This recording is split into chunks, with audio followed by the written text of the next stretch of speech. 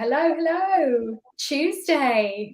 If anyone knew what was happening behind the scenes over here in the Catalyst world, they'd be taking their hats off to us, right?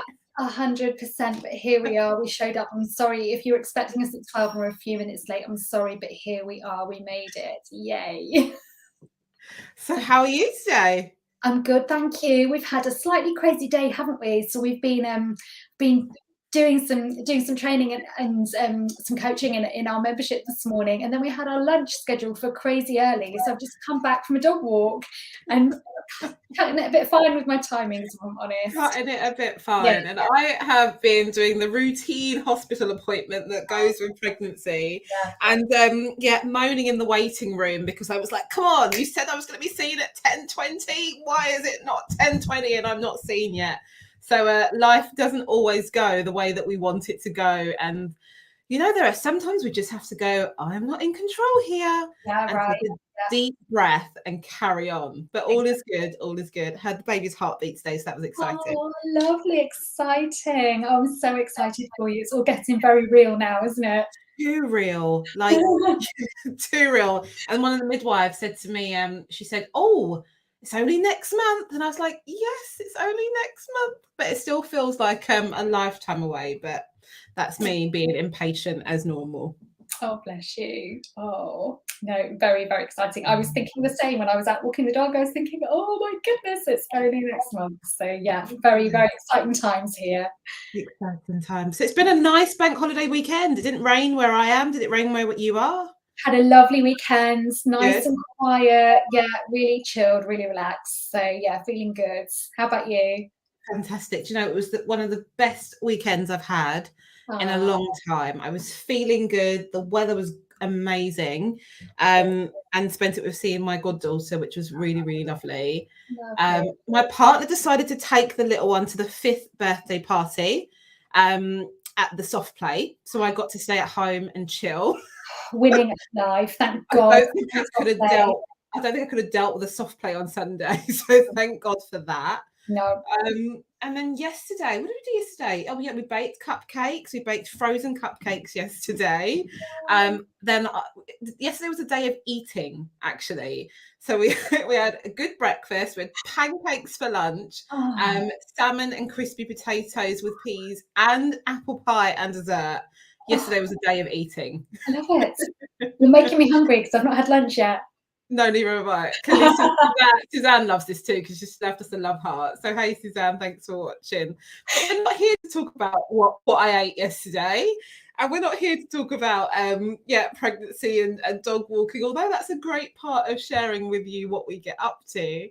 What are we here for today, Sarah? We are here today to talk about what we need. Now, what we need sounds really obvious, but again, it's one of those things. It sounds really obvious, but when we start to pay attention to it, it's really helpful to think about what do we need and distinguish what do we want from what do we need. So I was walking yesterday with the dog, of course, and with my daughter, and she was talking about, she's 7 years old, she was talking about what she needs, and she was saying, I need a house to live in, I need my mummy and daddy. And then she started talking about other things like the toys and the fact that she wants to go horse riding. And I was like, hold up. And I know you do this with your daughter, Rebecca, as well. I was like, hold up. There's a difference here between what you need, that your physical and your emotional and your spiritual needs are met, and what you want, which is a different story, right? And I know that you have the same conversation, don't you, with Sophia? 100%. I'm like, she tells me she needs a lot of things, right? She needs a lot of things. And I'm like, no, no, no, Sophia, you don't need them. You want them. They're the desires, right? That's what we teach. The desires of what, you know, what we believe we want to make us happy. Whereas the needs are the ones that really fulfill us and are really critical to our health and our well-being. What does Karen say? Karen says, me too. I think that's in response to Suzanne saying, I need pancakes now. Don't worry, Suzanne and Karen. I will be making you guys pancakes very, very soon. And is that what you need or what you want? Oh, gosh, you're making us all hungry. No, but Sarah, they're really great conversations to have with ourselves, Yeah. and with people that we love and with our clients. Like, knowing the differences between what you need and what you want is really, really important. It helps us to prioritize what's important in life. Absolutely right.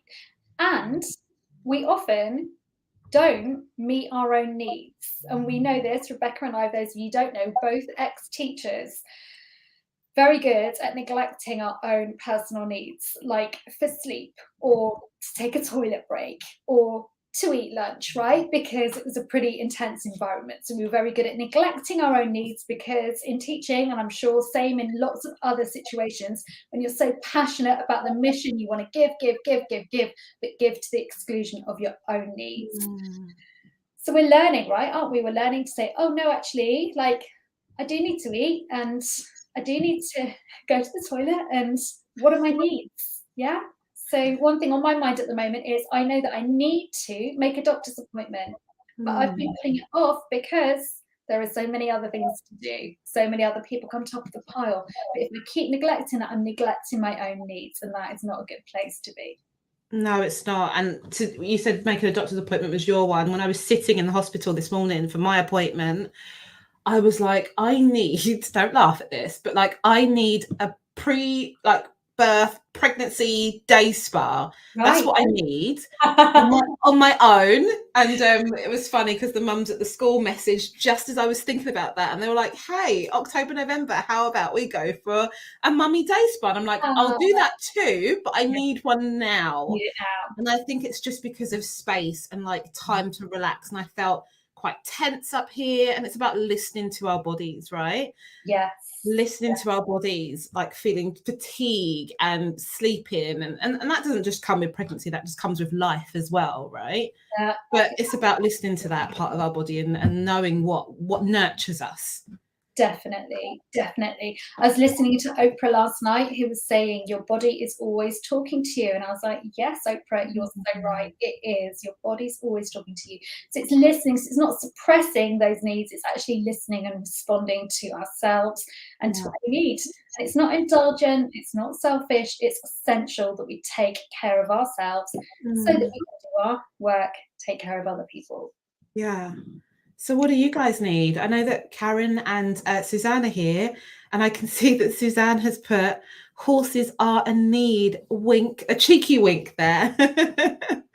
And she is a recovering addict, But the thing is, animals bring us joy, right, Sarah? And it links to the connection part of what we need. Yeah. And I was kind of joking. So my daughter has been sort of campaigning for this very expensive hobby, and I have been pushing back. But actually, she has an exceptional connection with animals, and for her, I think that might become in her life, that might become part of who she, a really important part of who she is. So yeah, I'm listening to that. I'm responding, but with my own in my own good time as well. So what do we need? Oh, yes, of course, because Karen is a wonderful temple spa. How did I forget? So Karen's in our membership, right? And to you, yes. Spa to me. Karen, we need to chat.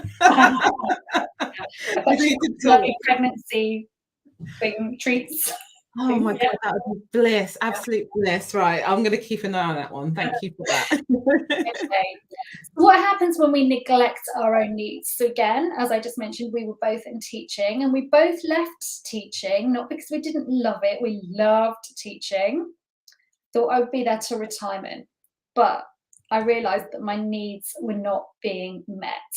And specifically, what I identified was that my need for growth, for learning and growth, wasn't being met. And how can that be in education? I know it sounds ridiculous, but anyway, I was working in a very high achieving, traditional academic school, and they wanted to keep doing the same things that they'd been doing and doing it in the same way. And they didn't want change and they didn't want any innovation. So what they wanted from me was they wanted me to show up, do what I was told, and not try and change anything. Essentially, that's what they wanted. And I thought, how do I feel unhappy here? I don't get it. I've got lovely colleagues. I'm working with the most amazing students. I don't get why I feel so frustrated until I did this work on my needs. And I was like, right, that need for learning and growth and that need for innovation and creativity, that's not being met. And that's such a big part of who I am.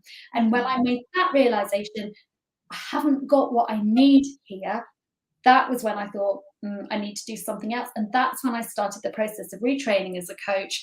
And of course, all of that need for growth and learning and development has been fulfilled, and I'm able to support other people in that area as well. And what about for you, Rebecca? When have you recognized that your needs are not being met?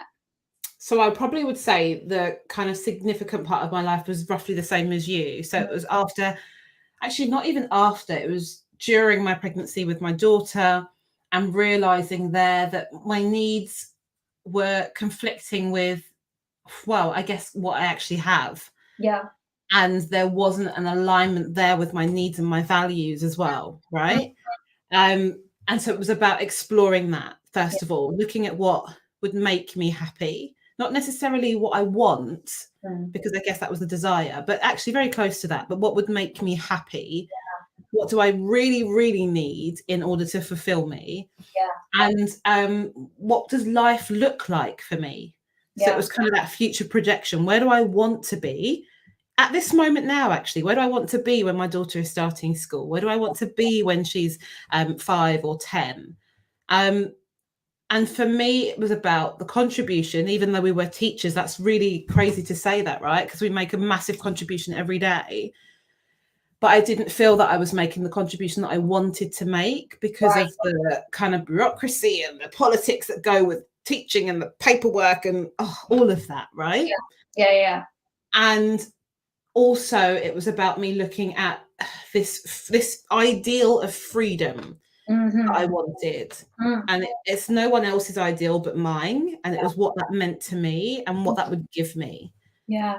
So I guess contribution and freedom would be the two that made me really realize that that's what I wasn't having and that's what I needed. Really, really interesting. Yeah. And you contribute massively on your own terms. And freedom that you have now, you wouldn't have had that freedom had you remained in any kind of employment. That's just the reality of being employed. Yeah. I said that to my partner because he's employed. And he says to me that lockdown, the pandemic, has shown him a different way of living. So my way of living.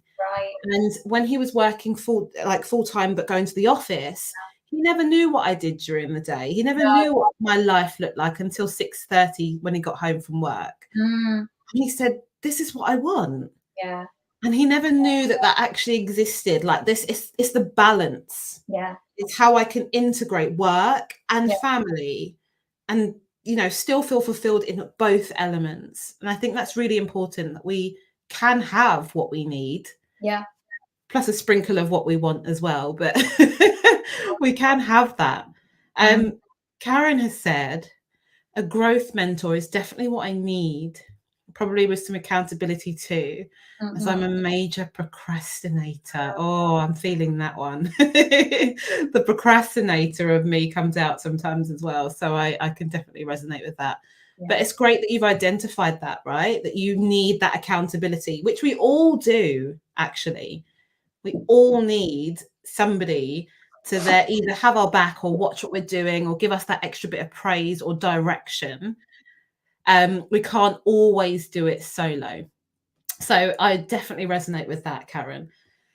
So we would love for you today to explore what you need. We would love for you to think about what's really, really essential in your life right now that could make a monumental change in your life going forward.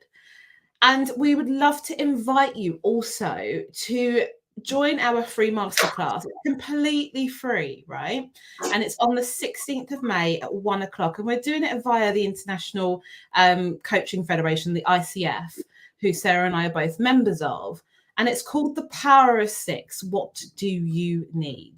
And it's all about helping you to, number one, explore your needs, like explore what really, really brings you joy, but explore what is essential for your own well-being, for your own mindset. And then it's all about next helping you to leverage those needs. And what we mean by that is you now know what you need. How can you then draw upon that to really, really help to change and impact your personal and professional life? Now, this masterclass, we would normally charge for it. So we're doing it absolutely free. And it's a killer of a masterclass, if I don't say so myself. So join that. And the link for that is in the comments. And all you would need to do is you could go to bit.ly/the coaching catalysts, and it will be at the top there. But you can also see at the bottom there where Sarah has put there, it says register for free here. And you can go to the ICF website and register there. And I would definitely, use that hour really wisely. If you can't attend live, that's fine. Then it will also be available on the replay, and we'll make sure that we send that out to you. So don't miss that, okay? But we'd also love to hear what you believe now after listening to this live, your needs are, and where you're at in terms of meeting them and achieving them. You good, Sarah? I'm all good. I'm all good. Thank you. Sorry, I disappeared. My cleaner's here and the Hoover stopped working. So she knocked on the door. So I need the Hoover to work.